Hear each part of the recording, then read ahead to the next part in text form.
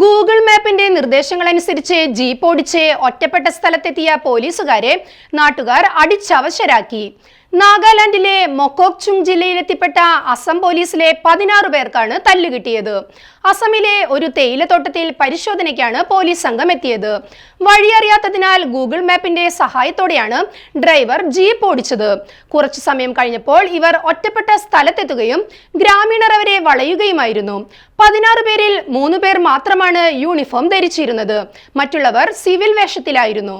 ഇതാണ് നാട്ടുകാർക്ക് കൂടുതൽ സംശയത്തിന് ഇടയാക്കിയത്. പോലീസ് എന്ന വ്യാജേനയെത്തിയ അക്രമികളാണ് ജീപ്പിൽ ഉണ്ടായിരുന്നത് എന്നുറപ്പിച്ച നാട്ടുകാർ ജീപ്പ് വളഞ്ഞ് പോലീസുകാരെ പുറത്തിറക്കി ക്രൂരമായി തല്ലുകയായിരുന്നു. തങ്ങൾ പോലീസുകാരാണെന്ന് പറഞ്ഞെങ്കിലും ആരും ചെവി കൊണ്ടില്ല.